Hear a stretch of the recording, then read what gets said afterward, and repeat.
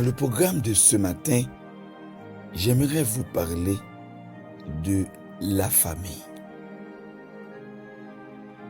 Comment la Bible définit-elle une famille chrétienne? Une famille chrétienne saine est une famille qui respecte les principes bibliques, dont chaque membre comprend et remplit le rôle que Dieu lui a donné.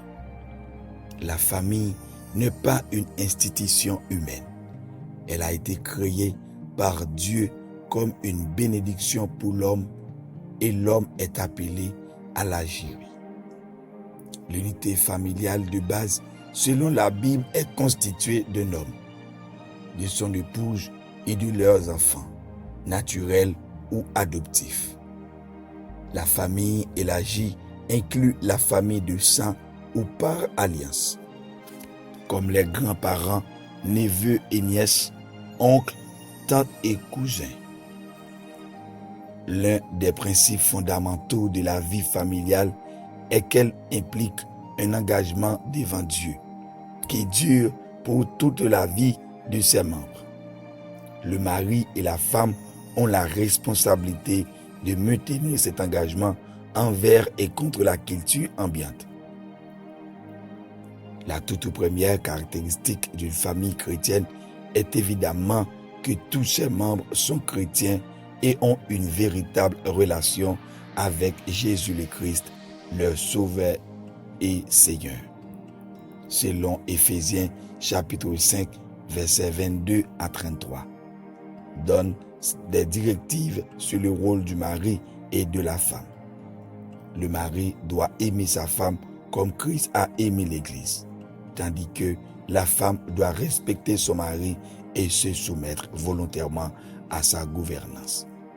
Le rôle de leader du mari commence par sa propre relation avec Dieu et s'étend à l'enseignement des Écritures à sa femme et à ses enfants afin de diriger sa famille selon les vérités bibliques. Les pères doivent élever leurs enfants en leur donnant une éducation et des avertissements qui viennent du Seigneur. Éphésiens chapitre 6, verset 4.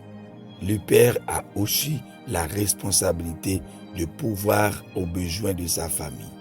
Sinon, il a renié la foi et il est pire qu'un non-croyant.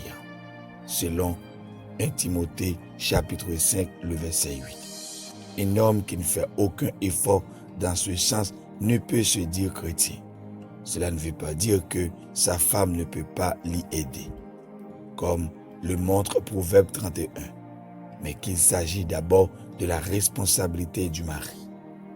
La femme a été créée pour être une aide pour son mari, selon Genèse 2, versets 18 et 20, et pour avoir des enfants dans un mariage chrétien. Les conjoints demeurent fidèles l'un à l'autre pour toute leur vie. Dieu affirme leur égale valeur, en ce qu'ils sont tous deux créés à son image. Mais cela ne veut pas dire qu'ils ont les mêmes rôles à remplir. D'une manière générale, les femmes s'occupent mieux des enfants, tandis que les hommes sont mieux équipés pour pouvoir aux besoins de leur famille et la protéger. Ils sont donc statuairement égaux, mais ont chacun un rôle différent à jouer dans un mariage chrétien. Un mariage chrétien fondamental pour la famille respecte les directives bibliques sur la sexualité.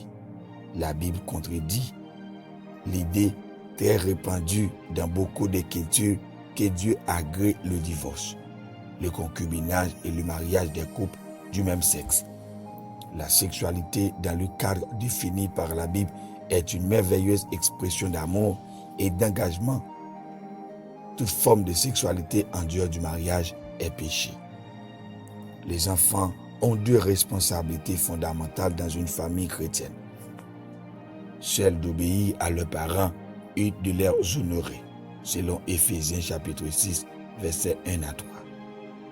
Ils ont le devoir d'obéir à leurs parents jusqu'à l'âge adulte et de les honorer pendant toute leur vie. Dieu a promis de bénir ceux qui honorent leurs parents. Idéalement, tous les membres d'une famille chrétienne seront consacrés à Christ et à son service. Quand un homme, sa femme et ses enfants remplissent chacun le rôle que Dieu leur a confié, la paix et l'harmonie régneront dans le foyer. Une famille chrétienne sans Christ à sa tête et sans respect des principes bibliques qu'il nous a donnés souffrira certainement. Que Dieu vous bénisse. Shalom. Shalom. Alléluia.